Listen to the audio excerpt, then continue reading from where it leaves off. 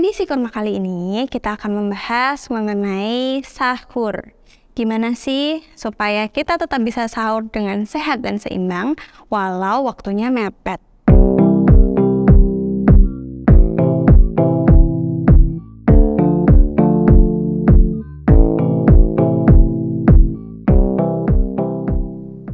Bagi sebagian orang, bangun dini hari untuk melakukan sahur itu terasa mungkin sedikit berat ya. Atau malah ada yang merasa sulit banget untuk bangun sahur. Bangun terlalu mepet dengan waktu sahurnya, sehingga mungkin hanya mengkonsumsi sedikit makanan seadanya, atau cuma minum air putih, atau bahkan tidak makan atau minum sama sekali, karena melewatkan waktu sahur, sudah kadung terdengar azan subuh. Nah, akibatnya jika kita kekurangan energi saat sahur ini akan mengakibatkan tubuh terasa lemas dan juga mungkin kekurangan energi. Jadi kita selama beraktivitas sepanjang hari merasa lemas, kurang berenergi. Walaupun mata kita terasa berat, terus terasa mager untuk beranjak dari tempat tidur, sahur ini seperti layaknya sarapan. Jadi sangat penting untuk menjaga tubuh supaya tidak lemas sepanjang hari dan juga tetap berenergi untuk melakukan aktivitas. Ada beberapa kiat untuk bisa bangun sahur. Yang pertama, niatkan dengan ikhlas. Kita harus mungkin sebelum tidur sudah diniatkan bahwa kita akan bangun sahur sehingga nanti akan lebih semangat untuk melaksanakan sahur. Yang kedua, tidur jangan terlalu larut malam. Kalau kita terlalu malam tidurnya, bisa mengakibatkan kita jadi telat bangunnya. Yang ketiga, bisa dengan pasang alarm. Yang keempat, hindari minuman berkafein sebelum tidur. Nah, ketika kita minum minuman berkafein, ini akan mengakibatkan kita tidak bisa tidur. Atau mungkin kita bisa tidur tapi tidurnya kurang berkualitas. Hindari juga makan makanan berat sesaat sebelum tidur.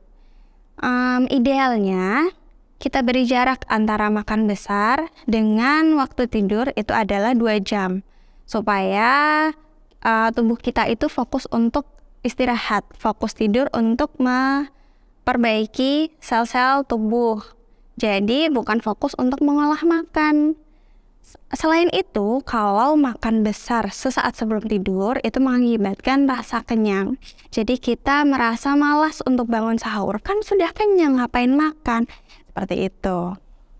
Nah, kalau kita bangun lebih awal, kita kan jadi punya waktu untuk mempersiapkan menu yang lebih niat. Jadi mungkin bisa masak ini itu yang dipengenin, bisa sajiannya nggak yang serba cepat, yang penting yang penting tetap makan gitu. Nah, tapi kalau misalnya kita sudah terlambat nih bangunnya, maka menu-menu sahur yang simpel mungkin akan menjadi pilihan yang lebih tepat. Nah, ini juga ada beberapa tips menyiapkan makan sahur yang bisa diterapkan untuk mengantisipasi waktu mepet seperti ini. Yang pertama, menentukan menu sahur jauh-jauh hari.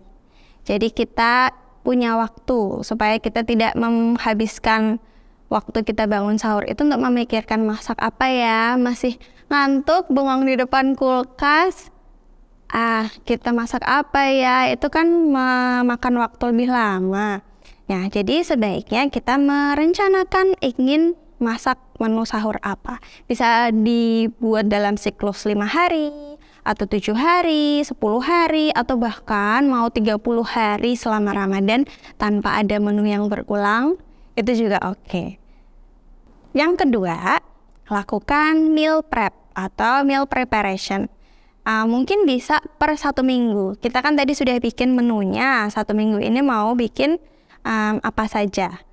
Nah, itu kita bisa lakukan untuk persiapan bahan-bahannya supaya ketika bangun dini hari ini kita tinggal cemplung-cemplung aja tuh untuk masaknya, jadi tidak repot ngiris-ngiris, motong-motong seperti itu, karena sebelumnya kita sudah meal prep. Jadi misal kita beli wortel, ini sudah dipotong dadu untuk menu sup jagung. Yang ini sudah dipotong julian, memotong panjang-panjang untuk tumis. Atau dipotong bentuk bunga untuk masuk ke sup sayur. Seperti itu. Yang ketiga, menyiapkan makan sebelum tidur. Jadi kita bisa kok menyiapkan makanan yang mau kita makan saat sahur itu sebelum kita tidur. Jadi ketika nanti kita bangun, tinggal dihangatkan saja. Atau mungkin beberapa makanan yang oke-oke aja kalau dikonsumsi dalam suhu normal, suhu ruang itu masih enak, bisa disiapkan.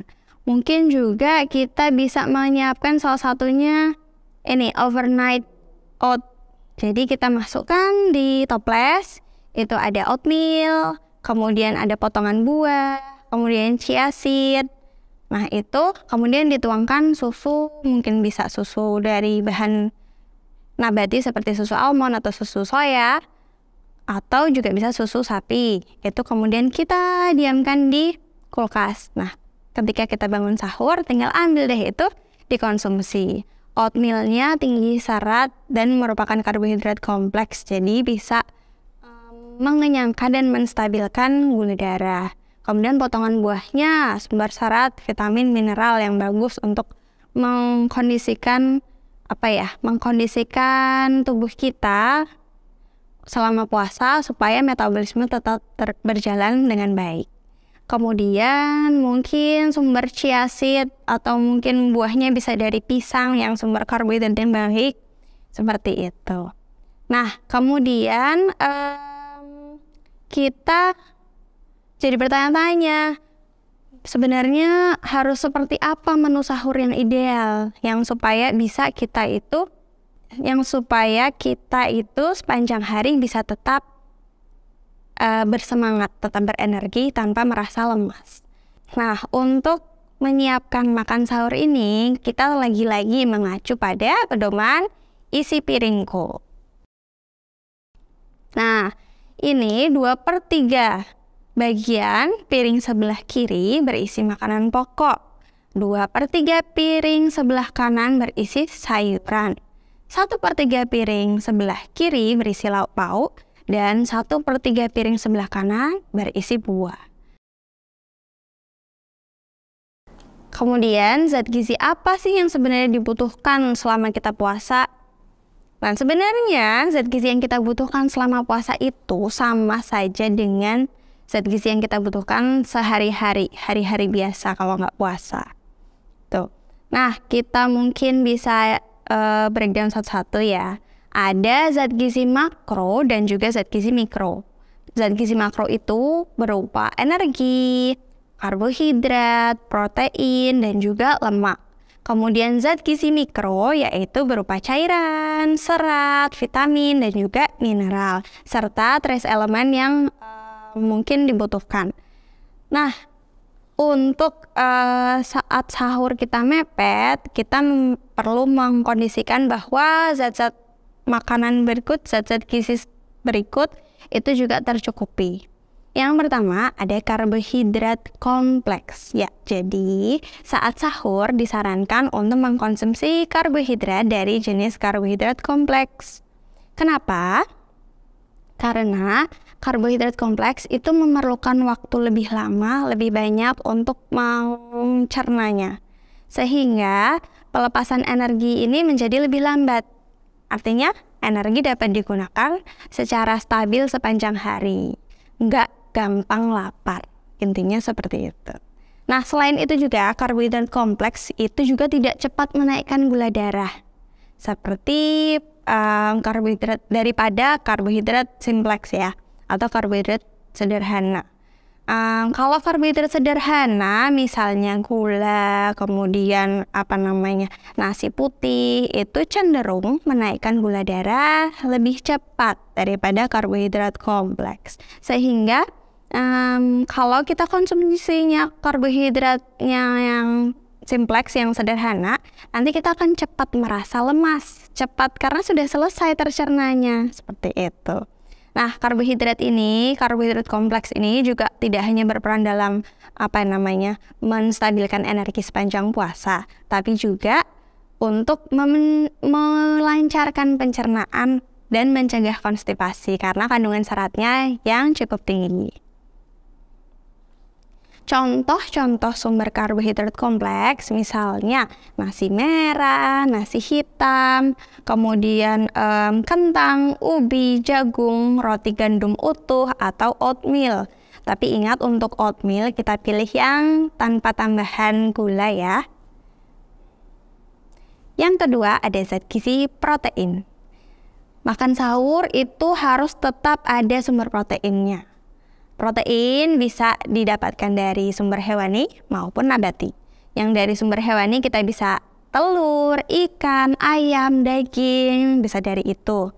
Kemudian yang dari nabati kita bisa dapatkan dari tahu, tempe, dan juga kacang-kacangan seperti kacang hijau, kacang merah, kacang tanah, dan kacang-kacangan yang lain.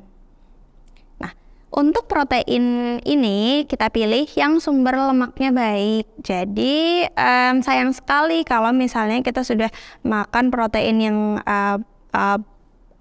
yang berkualitas baik, misalnya salmon, tapi cara pengolahannya mungkin kita goreng, deep fried. Nah, itu akan merusak atau sayang sekali asam lemaknya jadi kurang baik seperti itu.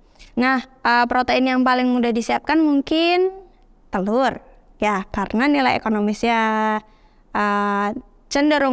harganya cenderung lebih murah dan dapat diolah menjadi bermacam-macam olahan makanan dan juga simpel. Direbus aja juga gampang, orang bisa makan, diorak-arik, didadar, seperti itu. Nah, tapi nggak cuma telur ya, kita boleh variasikan protein ini. Minimal kalau dalam satu hari minimal 3 jenis protein dikombinasikan. Jadi boleh untuk misalnya pada saat sahur makannya telur karena yang praktis. Nanti pada saat mungkin berbuka bisa dengan takjil yang mengandung kacang-kacangan atau mengandung tadi sumber protein yang lain, misalnya dimsum ayam, seperti itu. Kemudian pas makan besar kita bisa tambahkan satu lagi protein jenis lain, misalnya daging yang tanpa lemak, seperti itu. Yang ketiga yaitu zat gizi lemak. Kita kenalan dulu, lemak itu ada dua, lemak dibagi dua ya, lemak jenuh dan juga lemak tidak jenuh. Atau mungkin kita sering sebutnya lemak jenuh itu lemak yang jahat. Kenapa kok biasanya dibilang jahat? Karena ini memang meningkatkan resiko untuk meningkatkan kolesterol dalam darah. Jadi untuk Jadi untuk sumber lemak jenuh ini sebaiknya memang dibatasi. Misalnya apa? Misalnya mentega, minyak kelapa, kemudian minyak kelapa sawit ya, kemudian daging merah apalagi yang berlemak, seperti itu. Nah, yang jenis kedua adalah lemak tidak jenuh. Lemak tidak jenuh ini yang kita anggap sebagai lemak baik. Kenapa? Karena lemak baik ini bisa menaikkan antibodi tubuh, menstabilkan hormon, kemudian juga mungkin mampu meningkatkan kadar HDL kolesterol. Nah, untuk contoh-contohnya apa yang diperbolehkan untuk dari lemak tidak jenuh ini? Misalnya dari ikan atau seafood. Ikan atau seafood ini lemaknya lemak baik, lemak omega 3. Kemudian untuk dari contoh lemak dari minyak, ya minyak zaitun, minyak canola, grapeseed, atau dari alpukat.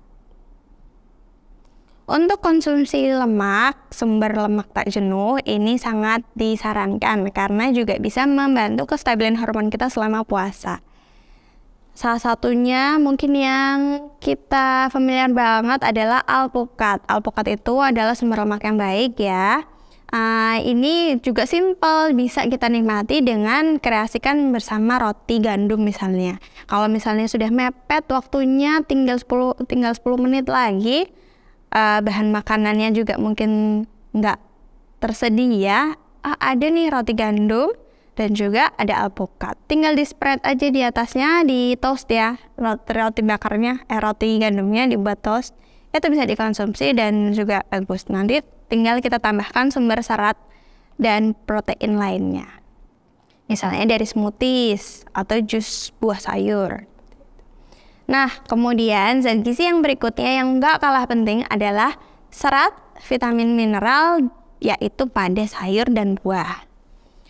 Untuk kandungan serat pada sayur dan buah, ini membantu untuk kita menahan rasa lapar. Jadi karena serat ini dibutuhkan waktu lama untuk mencernanya, kita merasa tidak gampang lapar. Seperti itu.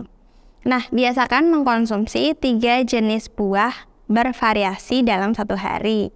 Kalau bisa sih yang tiga warna berbeda. Misalnya nanas, buah naga, kemudian nanas kuning, buah naga merah, kemudian melon hijau. Seperti itu. Supaya apa? Supaya kandungan vitamin, mineral, dan antioksidannya juga lebih bervariasi yang kita asup. Pada saat sahur, hindari konsumsi buah yang mungkin merangsang pencernaan. Contohnya apa? Contohnya mungkin konsumsi durian berlebihan nanti akan menimbulkan rasa kurang nyaman pada perut, sehingga nanti akan mengurangi kenyamanan pada saat berpuasa. Atau makan buah mangga muda. Nah, itu kan cenderung asam. Nanti kalau misalnya porsinya berlebih, bisa jadi mengakibatkan mungkin muncul diare sehingga nanti dehidrasi, puasanya jadi kurang nyaman.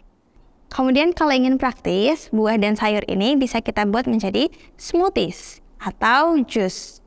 Tapi ingat, kita kan kepengen serat, vitamin dan mineralnya. Jadi diusahakan kalau ngejus itu jangan disaring terus ampasnya dibuang, karena itu seratnya. Lebih baik misalnya kita ngejus wortel, apel. Nah, itu kan buah-buahan yang berserat tinggi ya. Biasanya kalau di tukang jus nih pasti disaring. Nah, kita usahakan untuk tidak usah disaring supaya kita tetap dapat asupan seratnya. Hal penting berikutnya adalah cairan. Selama kita berpuasa, kita memang beresiko untuk mengalami dehidrasi ya. Ya, namanya tidak makan dan minum dalam waktu dari subuh sampai maghrib ya. Nah, ini merupakan kondisi yang rentan terus kita mengalami dehidrasi. Jadi asupan cairan kita juga perlu strategi untuk tetap tercukupi, yaitu diusahakan ketika berbuka, kemudian ketika malam sebelum tidur, dan juga pada saat sahur itu konsumsi air secara cukup. Untuk sahur kita bisa minum sekitar 250 hingga 500 ml air supaya bekal untuk selama kita sepanjang hari tidak kekurangan cairan. Nah, untuk saat sahur ini kita disarankan untuk minum air putih sebelum makan. Jadi ketika lambungnya kosong ya. Kenapa? Karena ketika air putih kita minum dalam keadaan lambung kosong, ini bisa meningkatkan penyerapan cairannya.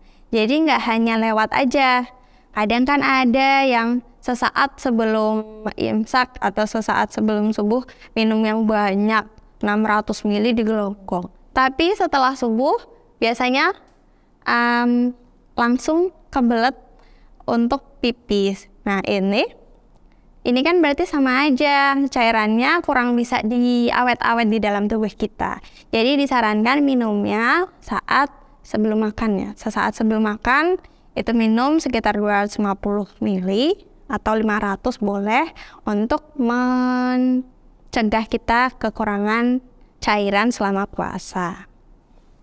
Nah, ketika mungkin berbuka nanti juga seperti itu. Misalnya kita mau buka, disarankan juga untuk minum air putih dulu, karena air putih ini kan lebih cepat diserap seperti tadi ya. Jadi mengembalikan cairan tubuh kita yang hilang ketika tadi berpuasa. Selain itu juga dia membantu mengerem nafsu makan kita. Kadang kalau kita belum minum air putih, rasanya lapar kan, makan apa aja yang ada di depannya. Seperti itu. Nah, air putih bisa jadi salah satu solusi untuk mengingatkan kita bahwa perutnya diisi air dulu, sudah cukup segini. Kita nggak bisa makan terlalu banyak. Makan takjil terlalu banyak. Kemudian mungkin ada yang kita nggak familiar ya, yaitu probiotik dan prebiotik. Padahal ketika kita berpuasa itu sangat baik untuk mencukupi makanan sumber probiotik dan prebiotik supaya menjaga pencernaan kita bebas masalah. Contoh makanan sumber probiotik itu adalah bakteri baik ya yang membantu di usus kita supaya penyerapannya lebih baik. Nah, kalau untuk prebiotik itu adalah istilahnya seperti makanannya probiotik. Jadi makanan-makanan yang ini bukan bakterinya, makanan yang bisa memberikan energi bagi si bakteri. Contohnya apa yang bisa kita konsumsi? Mungkin dari kombucha, dari yogurt, kemudian dari kimchi, kemudian ada untuk prebiotiknya sendiri ya sayur-sayuran yang mungkin membantu itu adalah kol, apel, kemudian kacang-kacangan. Nah, komponen zat gizi tadi dapat kita aplikasikan dalam menu sahur. Mau menu lengkap, misalnya makanan pokok, lauk hewani, lauk nabati, sayur dimasak sendiri-sendiri, itu oke banget. Tapi kalau kepengennya anti ribet, jadi kita mau praktis karena waktu sahurnya juga mepet, itu bisa diolah menjadi satu hidangan. Misalnya satu hidangan itu mengandung juga lauk hewani, lauk nabati, kemudian sayur juga di situ. Itu tidak masalah ya, selama lagi-lagi kita mengikuti kaidah porsi isi piringku.